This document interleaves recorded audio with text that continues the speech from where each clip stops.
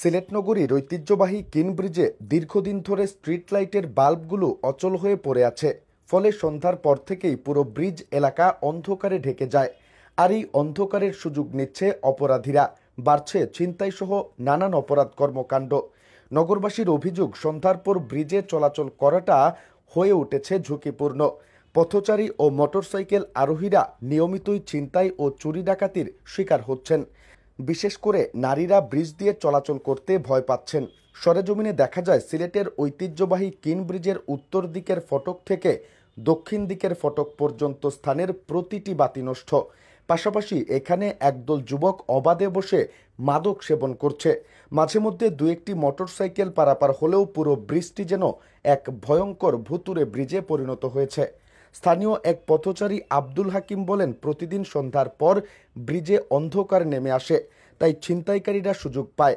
কয়েকদিন আগে এক যুবকের মোবাইল ছিনিয়ে নেওয়া হয় আমার চোখের সামনে। এই বিষয়ে সিলেট সিটি কর্পোরেশনের একজন কর্মকর্তা নাম প্রকাশ না করার শর্তে জানান, আমরা সমস্যাটি দ্রুত সময়ের মধ্যে বাল্ব পরিবর্তন ও লাইটিং ব্যবস্থার উদ্যোগ নিয়েছি। এদিকে স্থানীয়রা দ্রুত ব্যবস্থা না নিলে বড় ধরনের দুর্ঘটনার আশঙ্কা করছেন। তারা দাবি জানিয়েছেন, কিন ব্রিজের নিরাপত্তা জোরদার করতে পুলিশ টহল বাড়ানো ও স্থায়ী আলো ব্যবস্থা চালু করার। উল্লেখ্য, কিন ব্রিজ সিলেটের একটি ঐতিহাসিক স্থাপনা, যা প্রতিদিন হাজারো মানুষ ব্যবহার করেন। এমন একটি গুরুত্বপূর্ণ স্থানে অন্ধকারের রাজত্ব ও প্রশাসনের নীরবতা জনমনে উদ্বেগ সৃষ্টি করেছে। এদিকে সিলেটের বিদ্যুৎ বিক্রয় ও বিতরণ বিভাগের প্রধান প্রকৌশলীর মুঠোফোনে একাধিকবার কল দেওয়া হলে ফোনটি বন্ধ পাওয়া যায়।